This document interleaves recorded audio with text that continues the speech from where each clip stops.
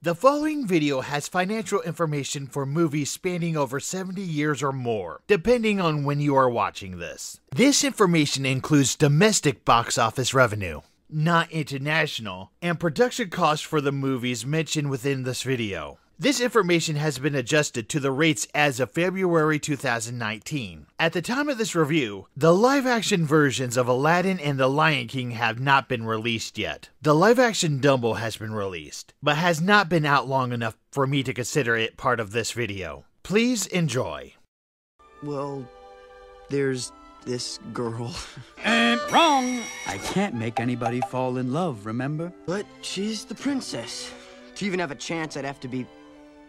Hey, can you make me a prince? There is a lot of gray area in Make Me a Prince. I could just make you a prince. Oh, no. Y'all see my palace?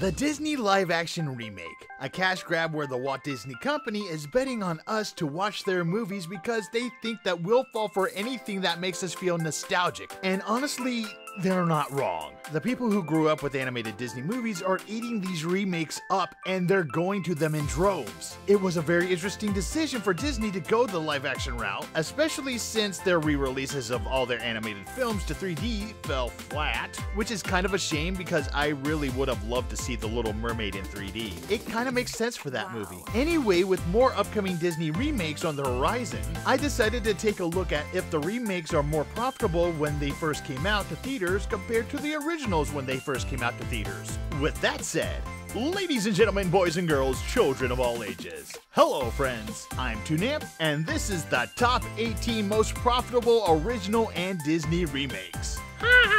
I tricked you into watching a top 10 video. For this list, I'm going to look at how much money each of these movies took in altogether, how much money they had left after the production costs were taken out, and how much more money the original or reboot made compared to the original or reboot. I did a lot of research and, oh my god, a lot of math to compile this list. I took in consideration inflation. I'm not including the re-releases of the original Disney films. It has to be the first time when they were released in theaters. I'm also including Disney long-distance sequels on this list. You know, those sequels that were made over 10 years after the original, but they have to have been in theaters. So, you know, none of this. And it also has to be one remake per original. The Jungle Book has 2 remakes and a sequel, and no sequels to the live-action remakes either. Unfortunately, I have to take in consideration that we do not have financial information from a few of the originals' international run, and we do not have the production cost of some of the originals.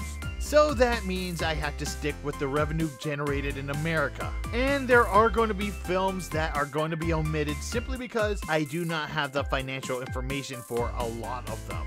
The movies omitted because of lack of financial information of the original movies include The Many Adventures of Winnie the Pooh, Christopher Robin, Alice in Wonderland, Tim Burton's Alice in Wonderland, The Incredible Journey, and Homeward Bound: The Incredible Journey. Films omitted because of lack of production cost information for the original movies include That Darn Cat, Escape to Witch Mountain, Race to Witch Mountain, The Parent Trap, The Absent-Minded Professor, Flubber, Peter Pan, and Return to Neverland. As you can see, I'm not just sticking to animated films. I'm also going to look at the live-action movies and their remakes and sequels as well. It makes for an interesting list, and there are going to be a lot of surprises.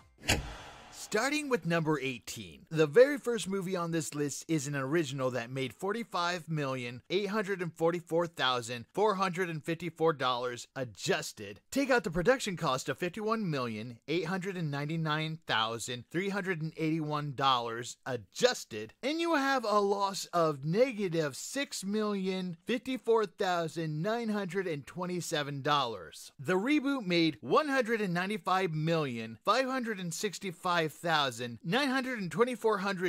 more before production costs.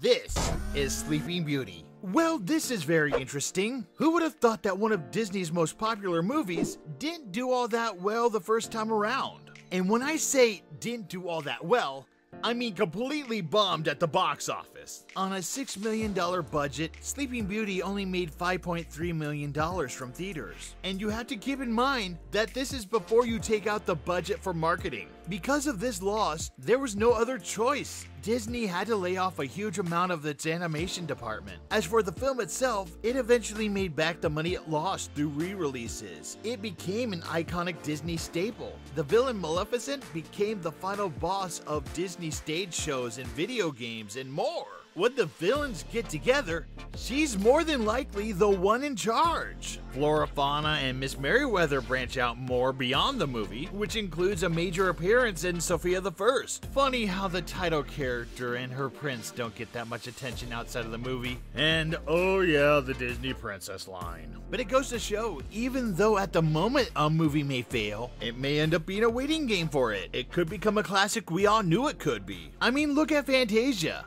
Disney knew. Disney knew.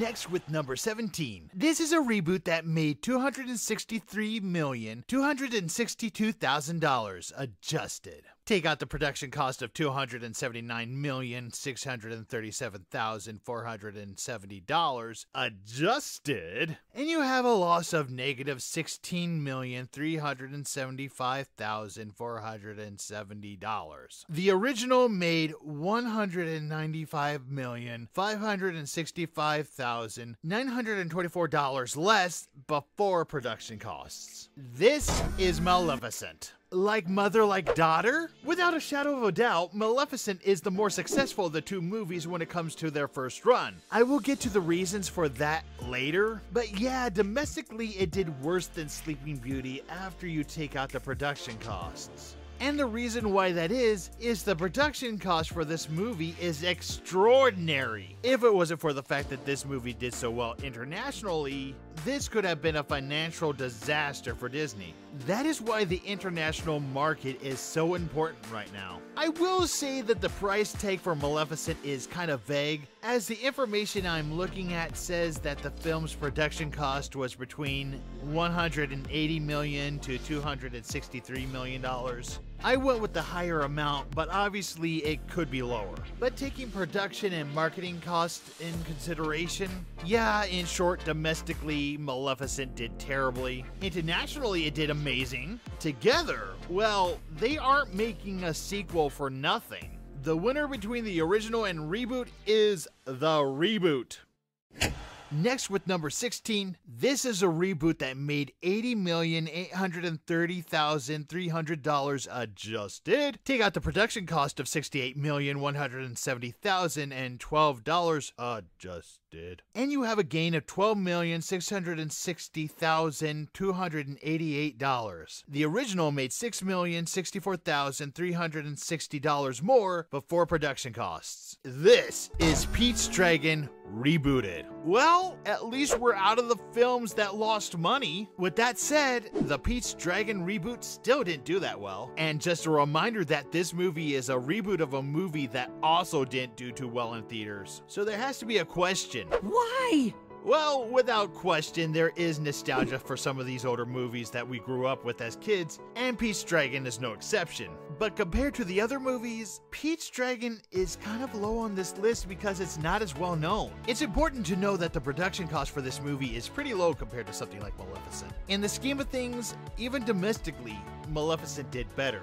But with that said, we do have to take production costs into account, and domestically, yeah, Maleficent did worse. And that's because of how much it cost to make that movie. You will see a lot of that on this list. And again, with international sales figures, Pete's Dragon did do well. But in the end, Pete's Dragon Rebooted did okay, but not well enough to beat out the original.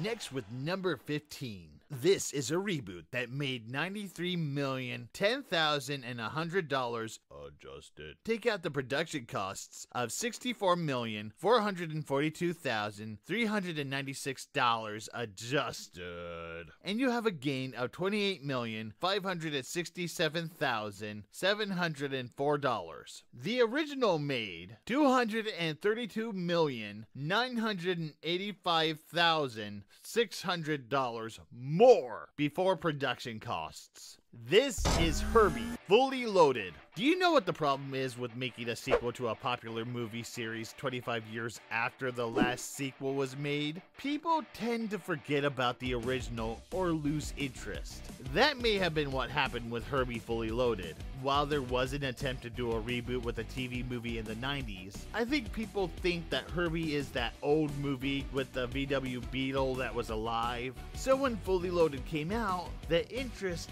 may not have been there. But the movie did okay. Like with the Pete's Dragon reboot, the budget for Fully Loaded was small, and because of this, the movie made money. Not as much as the others, but at least it made back its production costs. Next with number 15. This is a reboot that made $84,266,500 adjusted. Take out the production cost of $62,428,571 adjusted. And you have a gain of $21,837,929. The original made $20,397,252 more before production costs. This is The Shaggy Dog Rebooted. Did you know Tim Allen has around 20 theatrically released films that he starred in? How many can you name that isn't a Santa Claus or a Toy Story film? Right off the top of my head, I can think of only 3. Galaxy Quest, For Richer or Poorer, and Christmas with the Cranks. The Shaggy Dog reboot was not on my radar, and apparently I'm not the only one in that boat. Made in 2006, a year after Herbie Fully Loaded, and by the way, The Shaggy Dog Rebooted did tie Fully Loaded on this list. Yeah, Fully Loaded did edge out Shaggy Dog Rebooted a little if we went only by box office intakes and production cost. But what killed Fully Loaded was that the original Herbie film, The Love Bug, did so much better compared to the original Shaggy Dog. Obviously, the Shaggy Dog reboot didn't do well, be it the lack of interest in the idea of turning a man into a dog, lack of interest in Tim Allen, poor critical reception, or all 3. Disney did try to keep the movie series alive in the 80s and 90s with direct sequels to the original 2 films and a reboot in the 90s, but those were all on television. It's right up there with Parent Trap 2 and 3, and Splash 2. But yeah, the Shaggy Dog reboot was it just didn't do well. But hey, good news! Tim Allen's back on television and in a Toy Story movie. I'm really looking forward to the Santa Claus 4.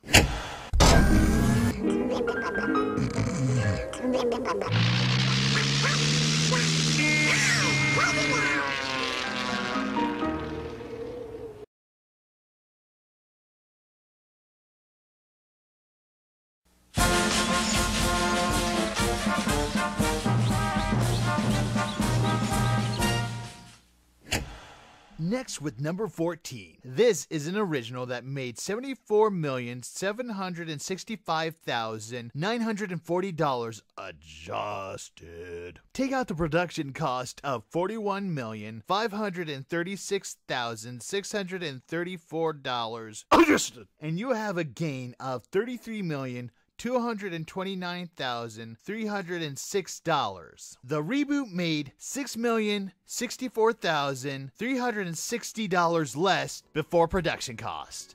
This is Pete's Dragon. Not surprising that this movie is so low on the list. I've only seen it a couple times and I don't remember it all that much. And honestly, the only thing I remember from this movie is it had a float in the Main Street Electrical Parade at Disneyland, which is probably the only thing I remember from that parade as well. Don't at me! I was only 10 when I saw that parade. And honestly, I probably was only 10 when I saw the movie for the first and last time. That was a long time ago. Okay, you can at me. I probably deserve it.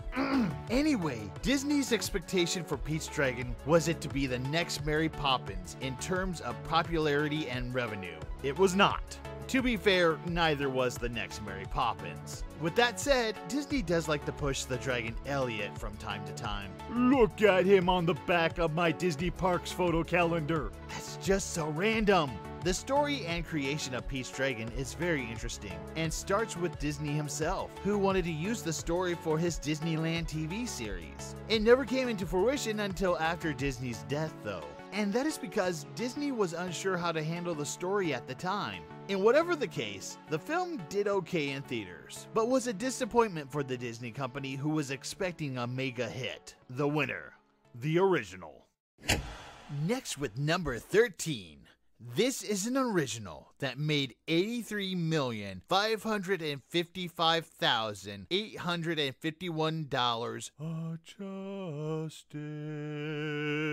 adjusted. Take out the production cost of $30,288,995 adjusted, and you have a gain of $53,267,351. The reboot made $135,933,249 more before production costs. This is Cinderella. As someone who grew up in the 1980s, I would have never considered any classic Disney film to be a flop. Well, the ones before Walt passed away anyway. But that is what happened. Fantasia, Pinocchio, and Bambi all bombed at the box office. Disney needed a hit or the company would have been bankrupt. Luckily, Cinderella was the hit they needed. While compared to some of the Disney and Pixar films the company released today, the revenue Cinder's generated is small, but it was enough.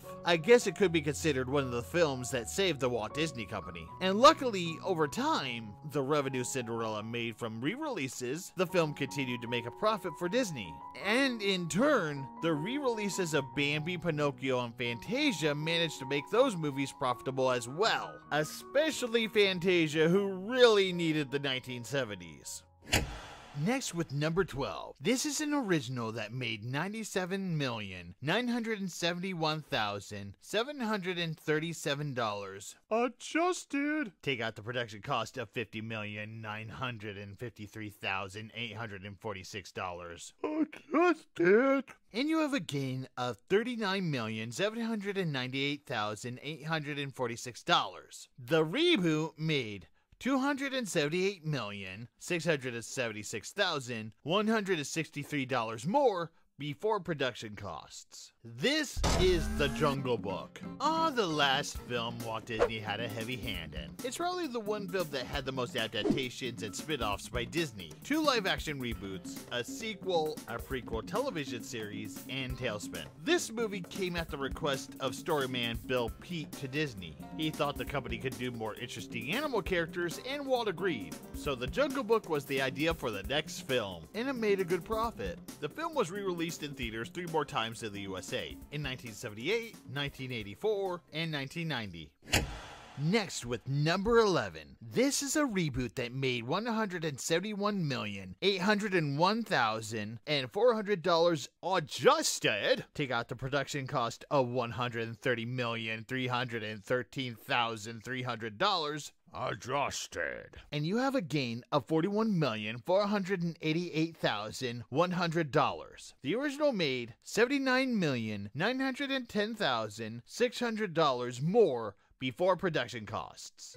This is Mary Poppins Returns. Okay, so this is the most recent entry on this list, and it's also the most tricky as it may be making more money in theaters as of this writing. The film so far has not met Disney's expectations. It did well, but not Mary Poppins well. It may have just been the timing of the release as Aquaman and Bumblebee came out at the same time. Or it could be from the burnout created by Christopher Robin 5 months earlier, as we already have a hooked Peter Banning character with that movie and we weren't ready for another one yet. Whatever the case, it was a fine movie that followed the formula to the original Mary Poppins to a T, while adding an unnecessary element of a villain to the story. Since when did Mary Poppins needed a foil beyond the father? Anyway, the movie is delightful. Flawed, but delightful. Next with number 10. This is a long-distance sequel that made $195,250,100. Take out the production cost of $68,170,012. and you have a gain of $12,660,288. The original made $93,893,000 less before production costs. This is Tron Legacy, 28 years later. I will admit, I have never really watched anything Tron related, be it the original, the sequel, or the TV series. I'm aware of the arcade game, but I guess the only thing Tron related that I partook in was the Tron level in Kingdom Hearts 2. Now, Legacy looked amazing, but honestly I was not all that interested. The movie did okay in the domestic box office. It made a profit, but not a big one. Disney wanted to appeal to a broader audience, but that didn't happen since mostly men went to see the movie. Worldwide, yeah, that's a different story. To be fair, the movie was up against Yogi Bear, so it was going to be fine. And Legacy did well enough that there are now plans for a sequel. It's just been in development hell. There's also Disney Park rides based off of the film. So I think we've reached the point where movies are doing well enough that aren't re-releases. Case in point? Next with number 9. This is an original that made $101,357,100. Adjusted. Take out the production cost of $44,343,047. Adjusted. And you have a gain of $57,014,053. The sequel made $93,893,000 more before production costs. This is Tron. Have you ever had an idea that was so great that you were sure Disney would make it into a TV series or movie? So you make drawings and write the plot for the series and mail them to Disney, only to get everything back with a letter stating, "Nah man, we got our own ideas. We can't even look at what you sent us for legal reasons anyway. But here's a Disney magazine." No clue what that accent is. It's so crushing, and you don't want to continue for like a minute. And then Animaniacs came out, followed by Bonkers, and you realized you dodged a bullet because Bonkers was bonkers. I mean, do you know what it feels like? Because I do! It happened to be in 1993! I mean, but some people outside of Disney do luck out. People like Steven Lesberger and Bonnie McBird, the creators of Tron. The two developed a test animation with a combination of live-action, computer animation, and traditional animation, and they were rejected constantly. That is until Disney came around. Disney was convinced to hire an outside company to make Tron, a movie that had techniques that were unproven but groundbreaking. Unfortunately, Lesberger and McBird were Disney outsiders and were tackling animation, which the Disney animators at the time didn't take kindly to. So they went overseas to Wang Film Productions for their animations. Boy, those animators were not going to like what Disney Television Animation was going to do within the next 5 years. Tron did okay at the box office. Not great, and definitely not what Disney expected the film to do, but it did okay. And afterwards, the film developed a big enough cult following for it to get a sequel, which did worse than the original in the States. But there's a possible sequel coming up. Again, thank goodness for international box office revenue. The winner this round, the original.